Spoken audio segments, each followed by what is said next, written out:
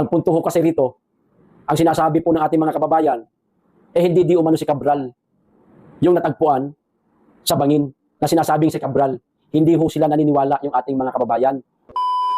Masayang araw po, mga ka-PL.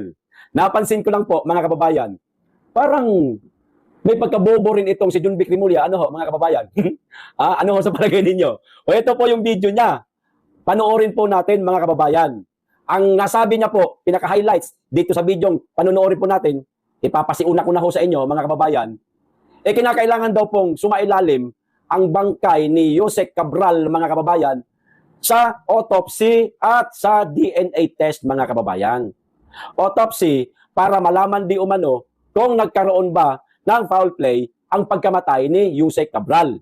DNA test naman po, mga kababayan, na umaabot po kung daw nagkakamali ng 3 araw hanggang 5 araw bago po lumabas ang resulta para naman po malaman kung si Yusek Cabral nga ba talaga, mga kababayan, ang babaeng nahulog doon sa bangin. O eto po ang video ni John Vic Rimulya.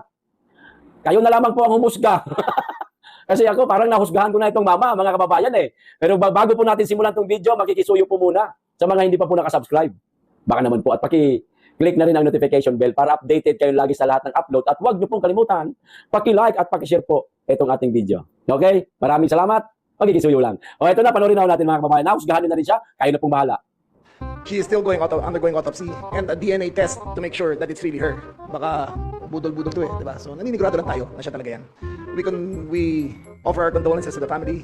This loss must be very great to them, and at the time of death, it's nothing to make fun of. However, let me be clear. Ang pagkamatay ng isang tao ay hindi ibig sabihin titigil ang gulong ng hustisya. Hahabulin namin ang lahat ng nakoyaman, buhay o patay.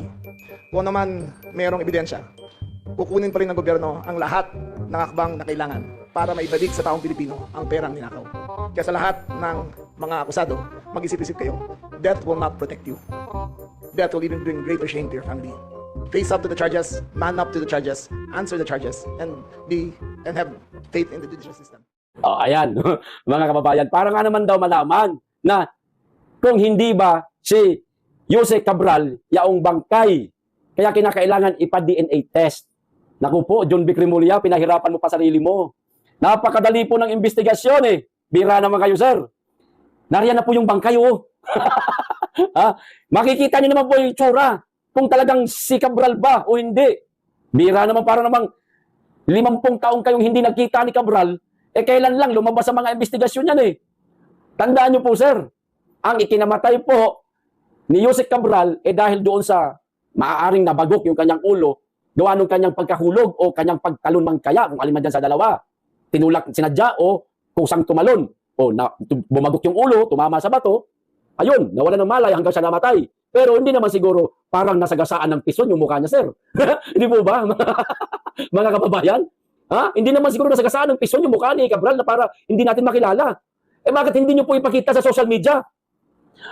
Mainstream media. Letratuhan yung bangkay ni Yusek Cabral na nariyan na ngayon sa inyong kustodiya. Pwede nyo pong videohan, picturean, makikilala ho ng tao kung si Yusek Cabral ba o hindi. Hindi na po kinakailangan ipa-DNA, sir. Yun akin lang to, ha. Akin lang to, sir. Kasi maghihintay pa po kayo kung daw nagkakamali, 3 hanggang 5 araw bago lumabas yung resulta. Maghihintay pa ang tao niyan. Mga nagsubaybay sa balitang ito, maghihintay pa hanggang 5 araw. Pagpalagay natin 3 araw. Di ba ganyan nakakabagot din maghintay? Di ba, mga kababayan, ipakita ang bangkay ni Yusek Cabral.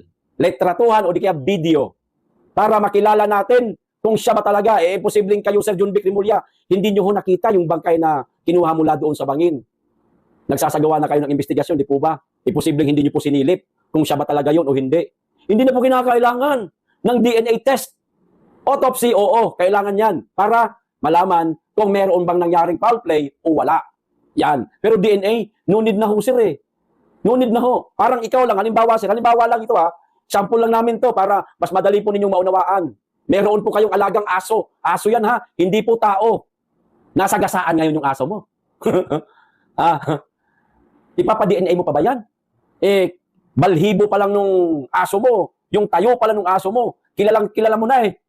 Sa ilang taon kayong magkasama, posibleng hindi mo makilala yung aso mo kahit tinamaan yung ulo, durog, makikilala mo pa rin naman yan eh. Di ba mga kababayan? Kaya, para tuloy lumalabas na may pagkabobo, itong si John Vic Rimulya, mga kababayan. Sir, tandaan nyo po, dahil dyan sa mga sinabi ho ninyo na yan, na kinakailangan pang ipa-DNA test ang bangkay ni Yusek Cabral, nagkaroon na naman po ng panibagong haka-haka ang ating mga kababayan na baka dito na papasok ang drama o laro. Baka lang naman. Paano papasok ang drama o ang laro? Tulad ditong babasahin ko, mga kababayan. Kanina nabasa ko na, pero ngayon itatama ko. Yung sinabi ko po, tungkol po kay John Vic Rimulya, mamaya idudugtong ko po. Basahin ko lang po muna ito, mga kababayan. Ang sabi po kanina, sa Inquirer.net, mga kababayan, ayan, nakikita nyo naman po, DNA test confirmed, remains found belong to Catalina Cabral. So, ang sinasabi po dito, na meron na di umanong DNA test na resultang lumabas. Kinumpirma na po Ayan, nakikita nyo naman confirm na nga DNA test confirmed, remain found belong to Catalina Cabral. So parang pinalalabas nitong balitang ito na meron ng resulta sa DNA test ni Cabral. Kung hindi ako nagkakamali, 3 hanggang 5 araw yan bago lumabas ang resulta, mga kababayan. Okay? Pero dito po sa isang pang balita, mga kababayan, kanina binasa ko, Inquirer.net. Ngayon, ayan, mula po sa GMA News Online, mga kababayan, Ito. Cabral's autopsy result out within the day. Itong araw, ano petsa ba ngayon? December 20. Maaaring, anong oras na ba ngayon? Oras, mag-alas 8 na po. Ayan, mga kababayan, baliktad lang. So, maaaring kanina, lumabas na yung resulta. Hindi pa lang ipinapakita o ipinapalabas sa mga mainstream media at tabloids, mga kababayan. Ang sabi, Cabral's autopsy result out within the day. So, at tabayan na natin yan. Mamaya lalabas yan, mga kababayan. But, no DNA test conducted. Sino may sabi? PNP. Yung binasa natin kanina, Inquirer.net, ang sabi, kinukumpirma nila na meron na di umanong DNA test na sinabi si DILG. Maaaring sinabi ng DILG sa Inquirer.net na meron ng resulta mula sa DNA test sa katawan ni Yusek Cabral. Nasabi po ng Inquirer. Maaring ito lang po ang sinabi sa Inquirer. Kaya inilathala po ito ng Inquirer.net. Ayon po daw sa DILG. Nakita nyo naman kanina. Pero dito, sa pangalawang binasa ko, wala pang nangyayaring DNA test na ginagawa sa katawan ni Yusek Cabral, mga kababayan. Sino may sabi? PNP.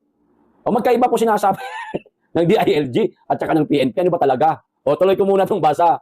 Autopsy results of resigned Department of Public Works and Highways Undersecretary Maria Catalina Cabral will be released within the day. Philippine National Police Public Information Office Chief Police Brigadier General Randolph Tuanyo said on Saturday. Ngayong araw lang to, mga kababayan, December 20.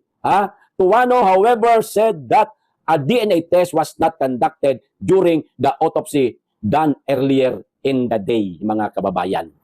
Okay? Wala pang naikakandak po na DNA test sa mga labi ni Yusek Cabral, mga kababayan. Okay? Tinatama ko lang po yung balita kaninang binasa ko na nagmula po sa Inquirer.net na sinabi daw po ng DILG na kumpirmadong si Yusek Cabral ay na DNA test na at siya di umano yun. Pero tinama po ng PNP na naman.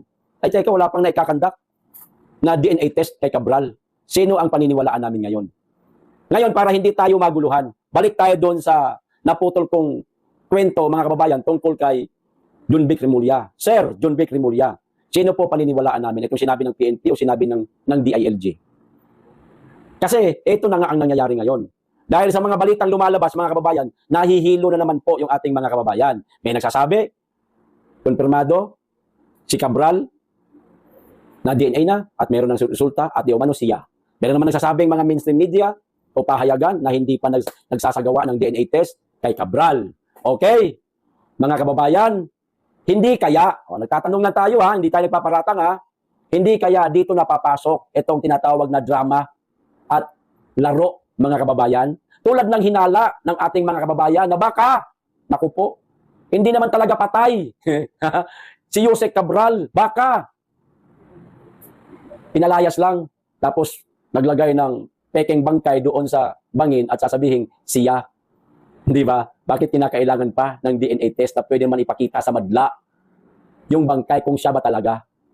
Di ba? mga kababayan. Ha? Tuloy, parang tama ang hinala ng ating mga kababayan. Teka, hindi naman yata patay si Yusek Cabral. Tinatakas lang naman yata eh. Tapos, naglagay na ibang bangkay. Yun na, si Yusek Cabral na yun. Di ba? Kaya nga, sinasabi ko kanina na parang may pagkabobo. Itong si John Vic Remulla, mga kababayan, bakit kinakailangan pang DNA? Nariyan na po yung katawan eh. Nasa morgue kaya, o kaya nasa pamilya ni Cabral, yung kanyang mga labi, o bakit di na lang ipakita? Patunayan na siya nga. Di ba? Bakit kasi tinakpan? Bagay, karapatan man takpan yun mula po doon sa bangin. Takpan talaga yan.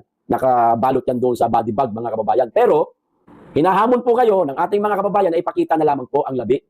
Yan ni Yusek Cabral para wag nyo nang patagalin. DNA pa kayo nalalaman. Hindi na kailangan yan eh. Yan lang kasimple yan eh. Pagka simpleng mamamayan o isang kriminal ang nagurgur o kriminal, no? Pinapakita naman po natin ang itsura sa telebisyon, sa mga litrato, sa mga pahayagan. Bakit pagka dating undersecretary, isang tawag nito, opisyal ng gobyerno, hindi pwedeng ipakita? Di ba? Dapat patas, mga kababayan, no? Dapat ipakita rin. Yung litrato naman lang sana, okay na yun. Para hindi na kinakailangan magpa-DNA pa. Matagal lang yan eh.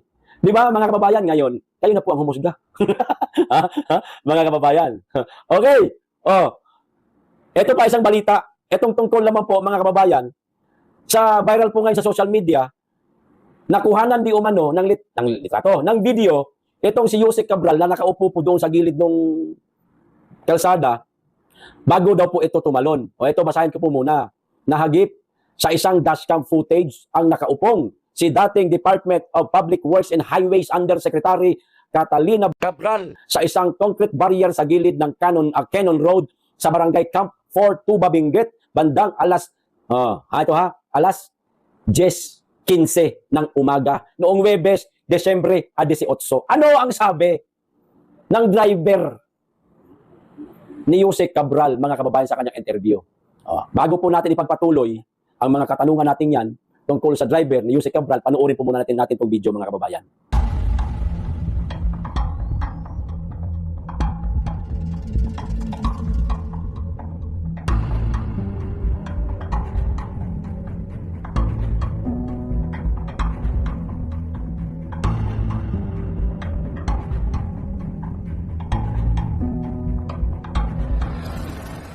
So ayun, nasa gilid, nakaupo, yaong itsurang babae, pero hindi masyadong maaninag ang mukha kung si Cabral ba talaga yon.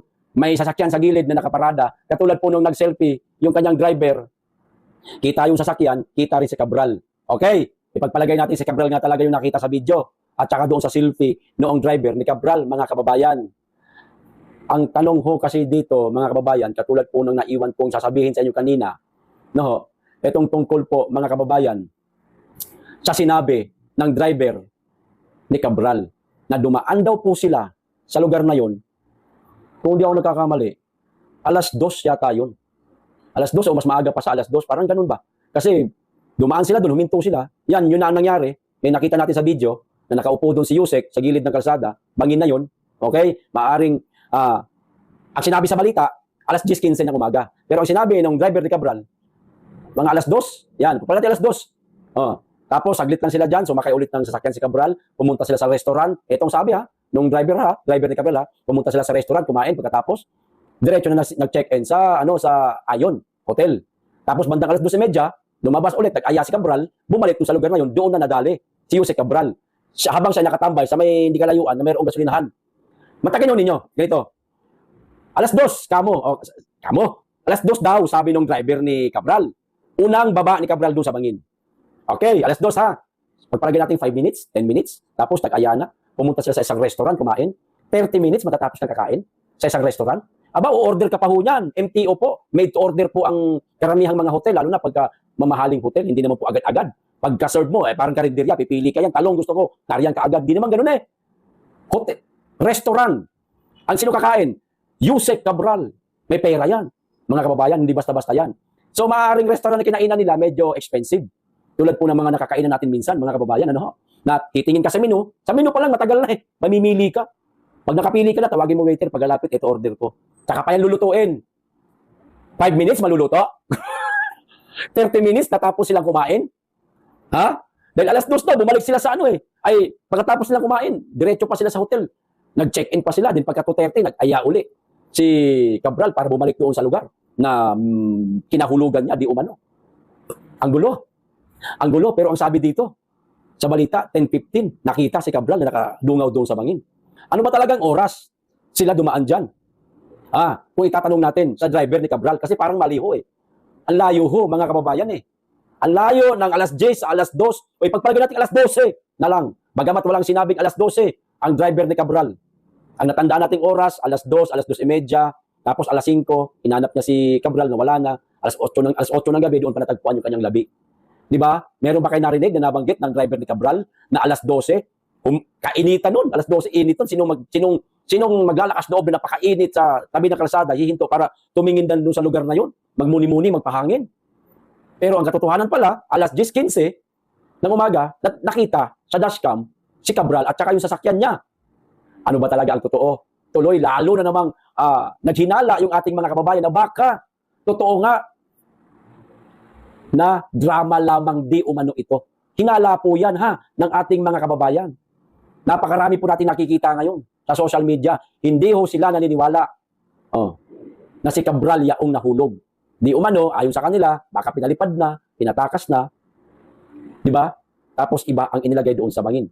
Mga kababayan, kayo na lamang po ang humusga. Ang gulo-gulo po ng investigasyon nila.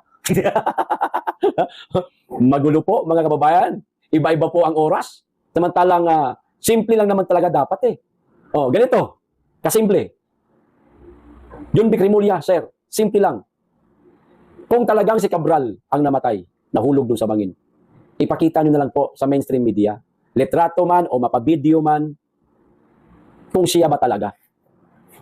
O di kaya, magkaroon ng public viewing sa mga labi ni Jose Cabral.